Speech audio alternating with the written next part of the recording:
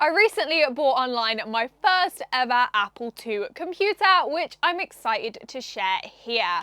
But when it was delivered, one thing hit me straight away, and that was the distinct smell of a component that I assume not that long ago had gone pop. So join me in today's video where I'll open this computer up and see what lies inside. Do the necessary repairs to replace any faulty components, and then switch it on so I can do some checks to see if it works, like typing in a simple basic program and attempting, without owning any floppy disks, to load a game. So the first thing I think we need to do, which will answer one of the big questions I kept getting asked on my socials, which is what cards did I get in my Apple II? So let's get this opened up. I'm going to pop the top of the case off, and then just rotate this around so you'll be able to see better in the camera. Now this is opened up, we can check out these cards. So we'll start with this one here, and this looks like a Grappler Plus printer interface by Orange Micro. Get this one out. And this is an 80 column card. Next we have what looks like a Z80 CP/M, which I assume is for running CP/M. And here we've got a disk interface card, which is obviously for controlling the disk drives. And finally here we have some sort of modulator. I'm not quite sure exactly what this one is, but if anyone knows, then let me know in the comments. I hope that answered the question as to what cards are inside the machine. Computer-wise, the motherboard, considering it's around 40 years old, looks pretty clean without much dust or debris. And as to components, I can't see anything on the main board that looks like it's gone pop.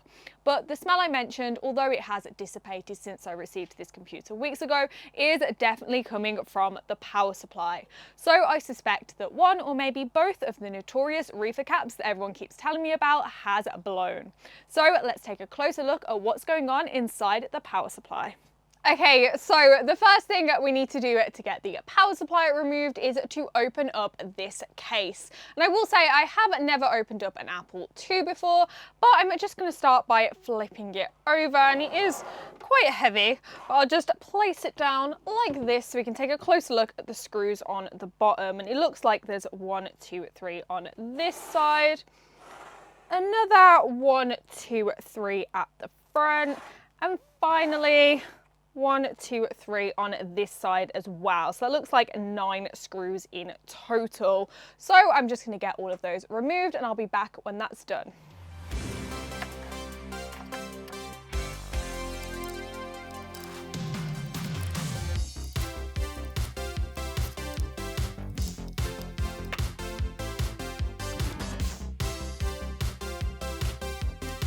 So now all of those screws are removed, hopefully the case will just come apart. If I flip this back over, I should be able to just lift the top of the case off.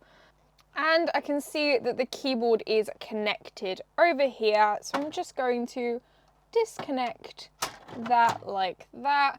And then I can put the top of the case to one side. Next, I'm just going to disconnect the power supply from the motherboard, and I'm just turning the case around slightly so you can get a better look. And I've got a tool here that I'm just going to use to unclip the clip out the back here. Then if I wiggle this, it should come out like this. But before I do anything with this PSU, I'm just going to do a quick test with a multimeter to see if it still holds any power. And like I said earlier, I have not yet turned the Apple on since receiving it a few weeks ago, so it should all be discharged. But to be extra safe, I will be checking the capacitors for any charge once I've got it open. Similarly, if you have a different or preferred way of checking PSUs before working on them, I would love to hear about them in the comments below. So now the top of the case is off and the power supply has been disconnected, I can finally get it removed. And to do that, I'm just going to flip this back over once again. And I can see that on the underside here there is 4 screws holding it into place that need to be removed. And whilst I unscrew them, I'm just going to hold my hand under here so that it doesn't drop.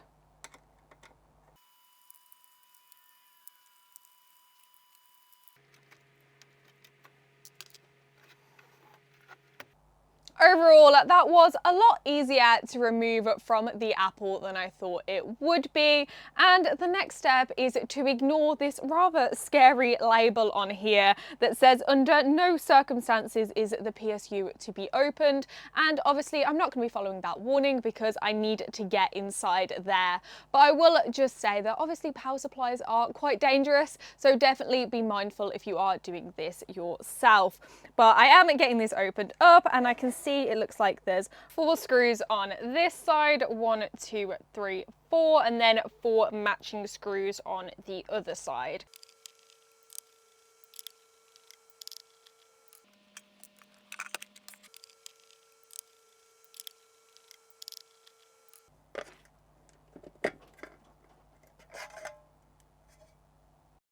And as suspected, the smell of a blown capacitor hit me straight away as soon as I opened this up.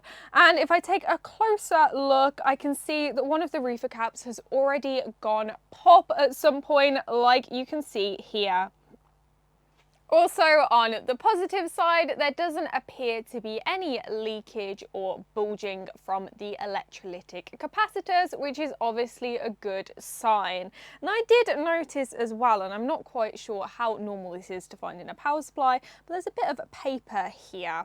So let's take this out. We can have a quick look if I open this up. And it looks like it is the original voltage test results from when the power supply was made. So I can move this paper to one side and we can move on to the next step, which is going to be to remove the PCB from the casing so that I can desolder these RIFA caps. And the first thing I need to do is to remove my arch nemesis, and I think many others, this strain relief grommet. Okay, so I'm not gonna lie, I have had a little go at trying to remove this grommet here, and a method that I've found that works is to use a pair of big normal pliers and also a pair of small long nose thin pliers like the ones you can see here. And I'm not sure how well the camera is going to pick this up, but the first thing I'm going to do is use the big pliers to rotate the grommet upwards 90 degrees, and I'll keep doing this and turning it upwards until this tab that you can see here is facing upwards. Next, I'm just going to grab my thin long nose pliers, and there's a little groove in here that I can just put my pliers in and clamp down quite hard. And then if I wiggle this backwards and forwards a bit, it should pop out, which it is. Let's put a bit more. There we go. It's come out like that. So now that grommet is out and I'm back sitting on my stool, I can move on to the next step of getting this board out. And I can see here that there is 4 nuts holding it into place. 1, 2, 3, 4. So I'll just get them unscrewed now.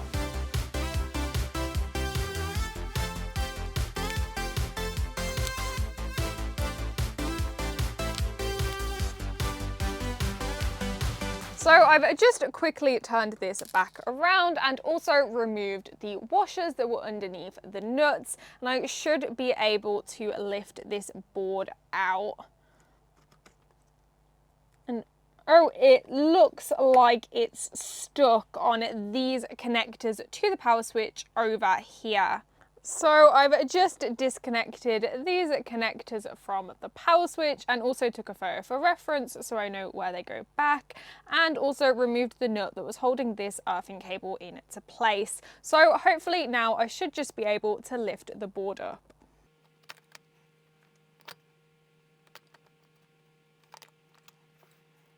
Okay, now the board of the PSU is finally out. Like I said I would, I've just used my multimeter to go along the board and check if any of the capacitors are holding any voltage. And I'll just show you an example here. Using this capacitor here, which has the negative side on the right, I can just use my multimeter. And you can see that it holds a negligible amount of charge, which is the same for all of the other capacitors, which means that the board should be safe to work with. And now we can move on to the bit that I enjoy the most, the soldering to replace these RIFA caps. And to do that, I've bought from eBay some replacement compatible capacitors that you can see here. And these have the same values as the original capacitors, with the big one being 0.47 microfarad and the little one being 0.1 microfarad. So the first thing I'm going to do is desolder the original RIFAs, and to do that I'm just going to find out where the legs are, and then so I remember I'm going to mark them with a Sharpie. So if I start with this big one here, just turn it over, I can feel that the legs are here and here. So if I use my Sharpie, I'm just going to mark each one like that. And then we can do the little one. So if I turn it this way, you can see that the legs are here and here. So I can once again use my Sharpie, and now I'm ready for desoldering. To help with the desoldering, I've just added some flux and some fresh solder to the joints, and I've heated up my desolderer to 380 degrees C. So let's get desoldering.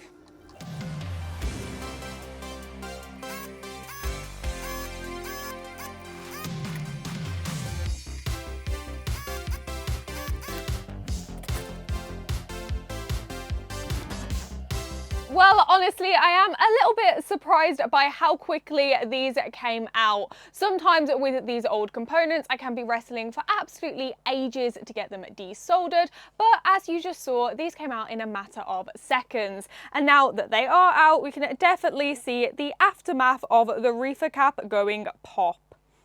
Okay, I've just got everything prepared for soldering. Firstly, I've just used some solder wick to clean up any excess solder from the holes, and I've also given the board a good clean with some IPA. And if I flip this over, you can see that I've also inserted the new capacitors and used some blue tack to hold this big one into place.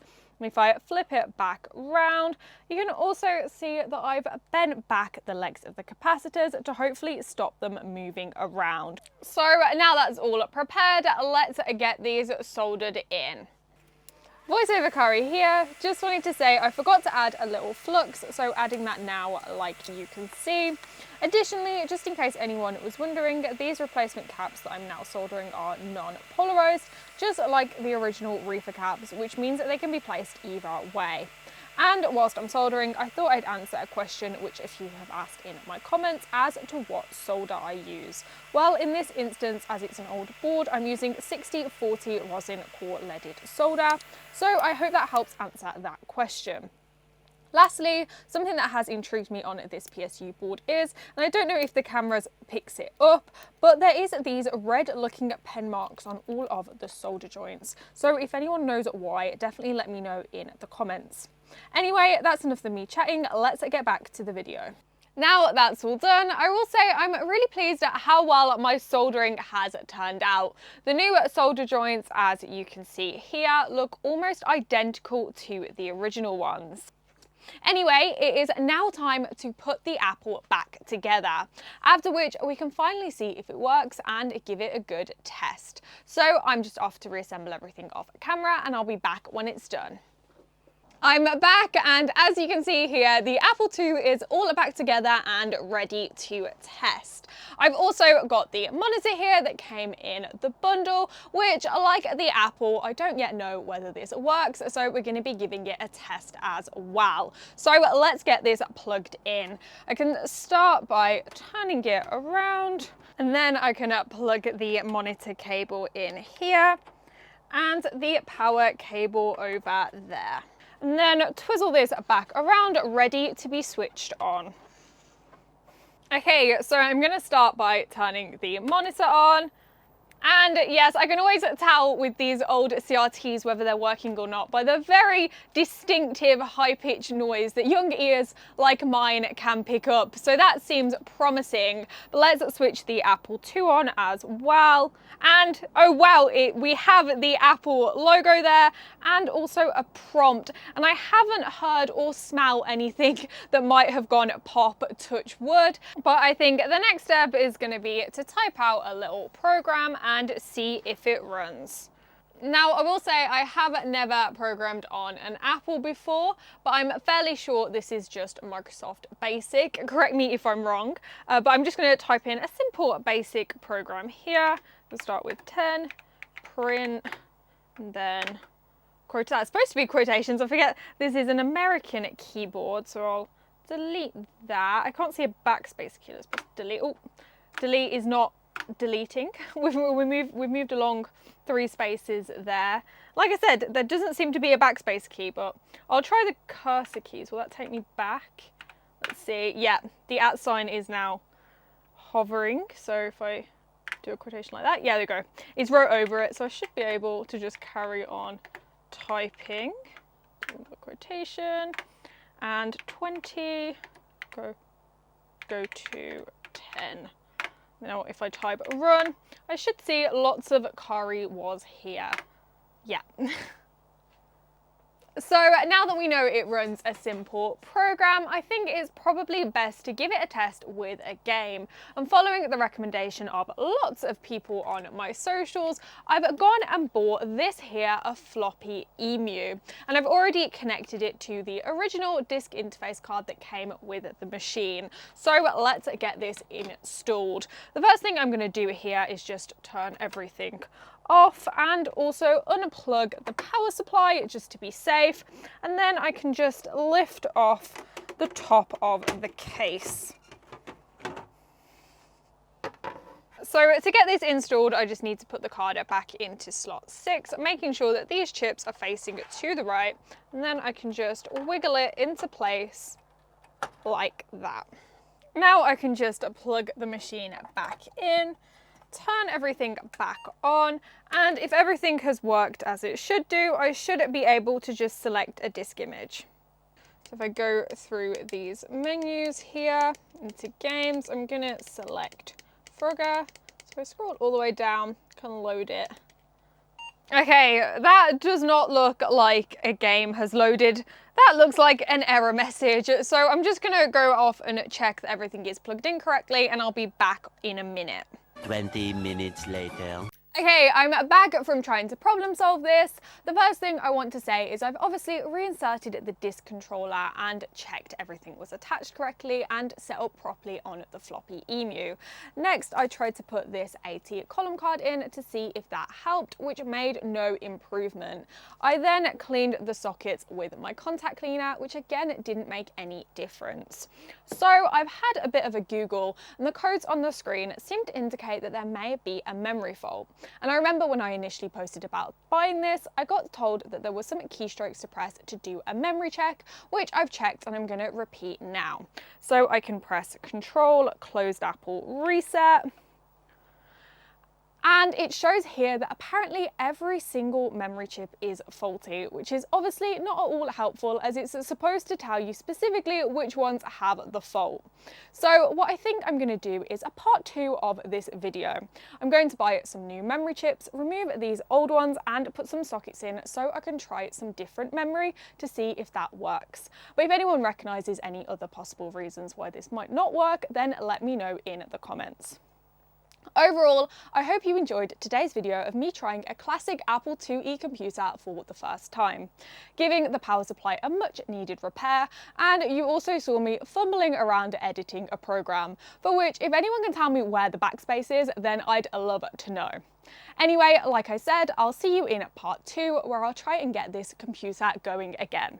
But that's all for today. I'll see you next time.